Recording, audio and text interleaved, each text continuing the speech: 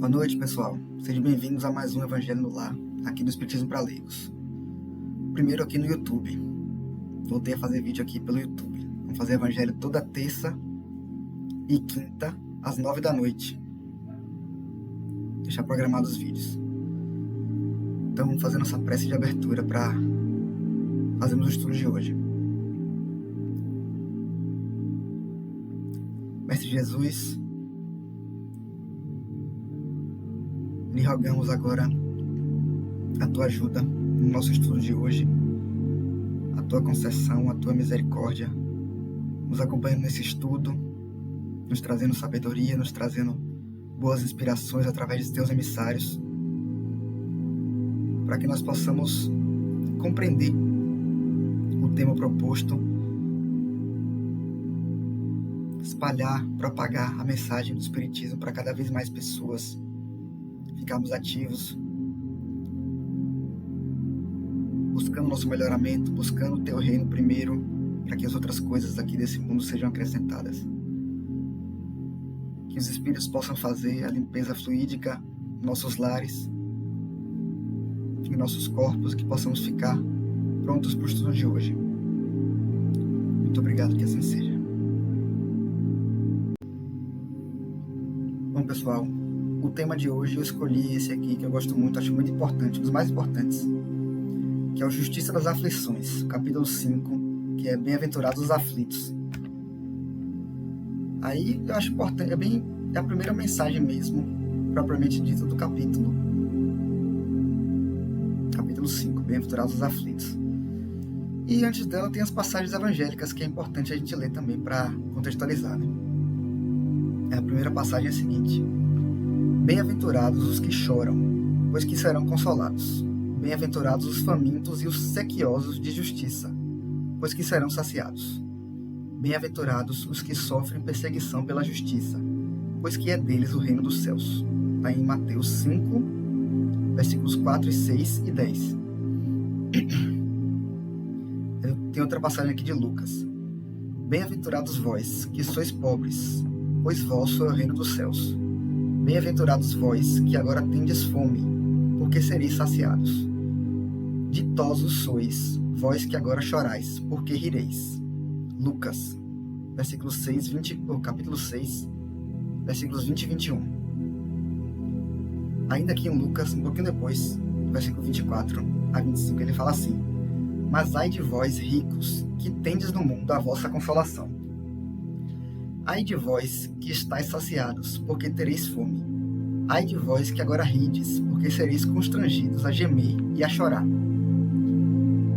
Isso tudo, pessoal, é do Sermão do Monte. Jesus está lá no monte, tem o famoso sermão.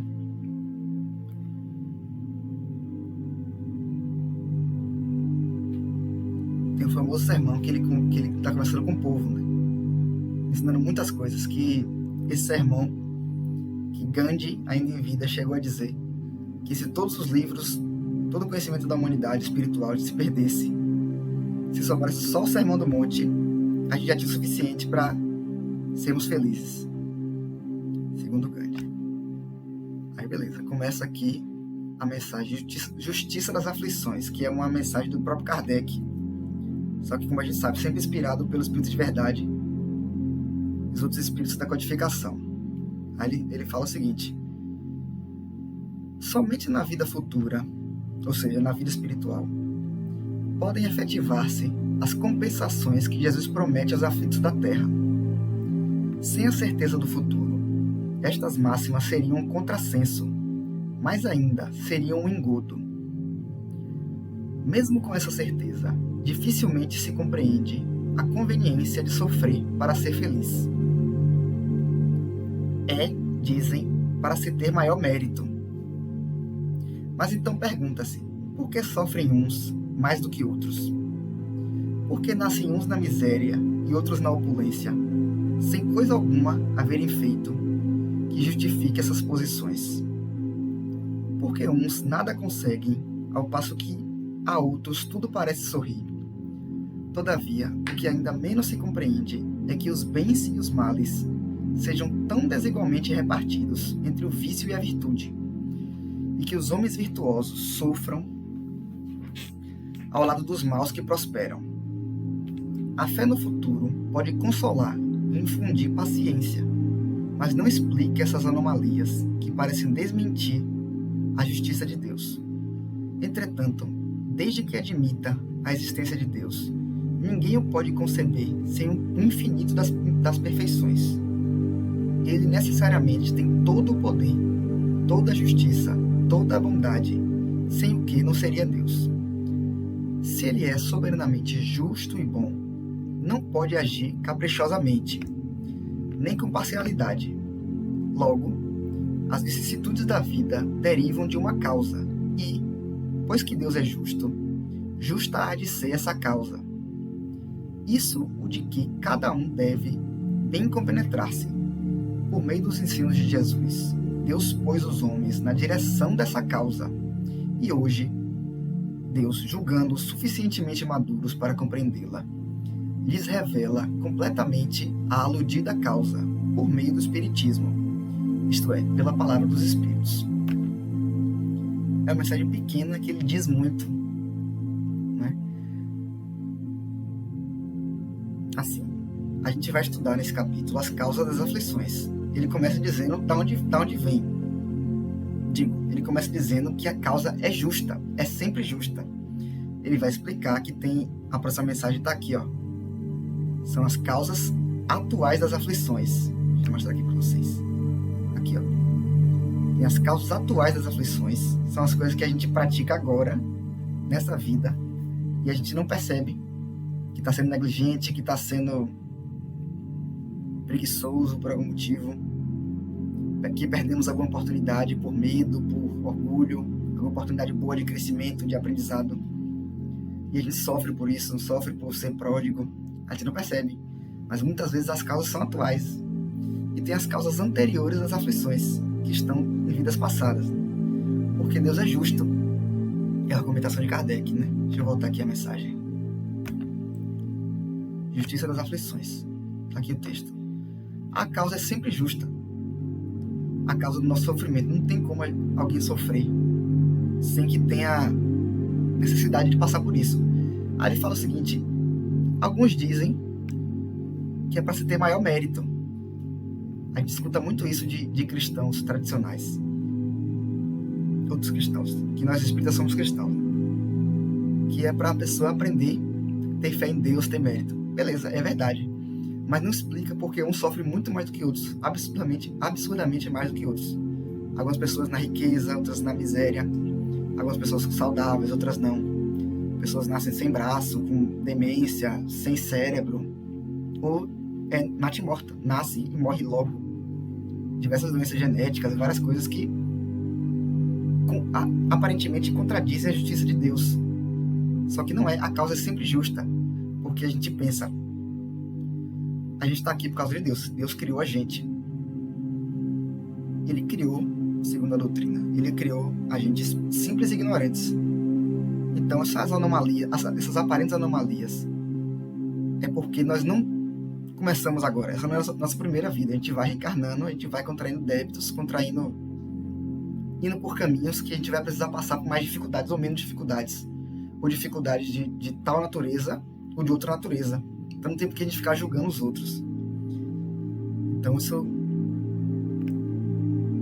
demonstra a justiça de Deus, porque uma das partes do argumento ontológico, que é um argumento que defende a existência de Deus, é de que a coisa mais perfeita que a gente pode imaginar, o ser, ou a inteligência mais perfeita que a gente pode imaginar é Deus. Se a gente conceber qualquer tipo de impureza, de maldade, de parcialidade, como Kardec fala aqui, né? Se é soberanamente justo, não pode agir caprichosamente, nem com parcialidade. Então, as vicissitudes derivam de uma causa, e Deus é justo. Então, a causa é justa. É primeiro para a gente ir começando a calar a nossa revolta, porque se a gente sofre, tem uma causa. Deus é justo sempre. Se a gente consegue pensar na coisa perfeitamente justa, na inteligência perfeitamente justa que é Deus, não tem como ele agir de forma caprichosa, escolhendo privilegiar um e não outro. Não existe isso. Né? Então, o foco dessa mensagem é esse. gente não pode conceber Deus com qualquer tipo de imperfeição, qualquer tipo de orgulho, de egoísmo, de parcialidade. Ele está acima de tudo, acima de tudo. Até as ideias que a gente pode conceber de perfeição, ele está muito acima, diz os Espíritos. E eu queria comentar também sobre uma coisa importante dessa passagem aqui de Jesus, que ele fala assim, ele estava falando, bem-aventurados são os pobres, porque deles é o reino dos céus. Beleza. Eles sofrem agora, mas depois eles vão sorrir, vão ser felizes. Bem-aventurados felizes. Aí ele fala uma coisa interessante, mas ai de vós, ricos, que tendes no mundo a vossa consolação, o dinheiro, o conforto. Ai de vós que estáis saciados, porque vocês vão ter fome. Ai de vós que agora rides, porque sereis constrangidos a gemer e a chorar. Que estranho, você fica pensando, Deus é justo. Se ele estivesse falando só da vida após a morte, parece que Jesus está dizendo que todos os ricos, após a morte, vão sofrer fome e pobreza após a morte. Muito estranho, né? Não é exatamente isso que ele está falando. Ele está falando também da reencarnação, na minha interpretação. Porque, e a chave para entender essa passagem é a seguinte, ele fala, mas ai de vós ricos, que tendes no mundo a vossa consolação. Algumas traduções colocam que, porque já tendes a vossa consolação. Ai de vós, por quê? Porque você já tem a consolação. É a vez deles de terem conforto, riqueza, mesa farta, porque eles vão ter. Então, melhor você, ele está falando tipo assim, melhor você não ficar assim, se glorificando por ser rico, por ter boa aparência, ou se vestir bem, ou ter fama, mesa farta, porque é a sua vez agora. Muitas vezes você pediu isso. Se você ficar se gloriando muito, ou ser pródigo, não ajudar os outros, você vai sofrer depois. Você vai ter fome, você vai rir. Então, simplesmente porque é a vez dele agora, em alguma outra encarnação, ele vai ter que passar pela prova da pobreza. É melhor ele não se glorificar de qualquer jeito, né? Então, não tem porquê. A doutrina ensina a gente que não tem porquê o pobre sentir inveja do rico, sentir ódio, querer uma reparação, alguma reparação do rico para o pobre, exigir, né? Ou do rico desprezar o pobre, porque a gente reencarna sempre, e a gente vai passar pelas provas da riqueza e as provas da pobreza. E, resumindo a mensagem, Deus é justo. As causas das nossas aflições, dos nossos sofrimentos, são sempre justas. A gente causa elas e Deus está aqui para corrigir a gente, nos dando a oportunidade de reencarnar sempre, nos colocando próximos a pessoas que vão nos ajudar, por situações que vão fazer a gente reparar nossas faltas e trabalhar nossos sentimentos para a gente se aperfeiçoar cada vez mais, sermos cada vez mais felizes, fazendo o sacrifício necessário do nosso orgulho, do nosso egoísmo, dos nossos apegos materiais, à riqueza, tudo isso, né? Então, pessoal, esse foi o nosso evangelho de hoje. Eu vou parar aqui o áudio do grupo para fazer a prece de encerramento.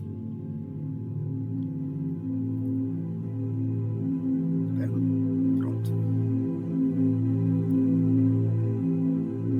Senhor Jesus, queremos pedir humildade para aceitarmos nossa posição atual. Seja grande para o mundo, seja pequeno para o mundo, seja de destaque, seja de inteligência, de pobreza, de riqueza, seja de boa, má aparência. Queremos aceitar que nós somos, sem nos acharmos melhores, piores, sem acharmos que o mundo é injusto, tentando entender que tudo tem um motivo, todos os sofrimentos têm um motivo. Estamos caminhando todos juntos para o mesmo fim. Nós temos a mesma origem em nosso Pai e teremos o mesmo fim, que é a nossa angelitude, a nossa perfeição, a vida eterna no seio do nosso Pai. Portanto, Jesus, queremos pedir a vossa humildade, que ela toque nosso coração agora, para que nós não busquemos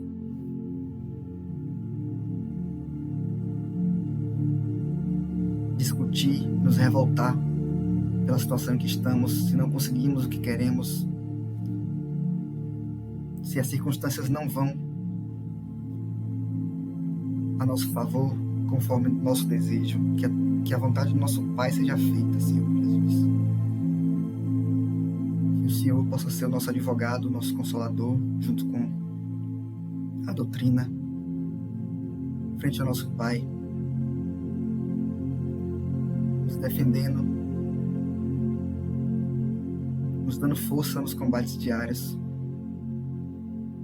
para que nós possamos calar nossas revoltas, calar nossas dissensões e podemos espalhar essa verdade espiritual para todos os outros, trazendo esperança para onde quer que nós vamos. Que os Espíritos possam fluidificar nossas águas.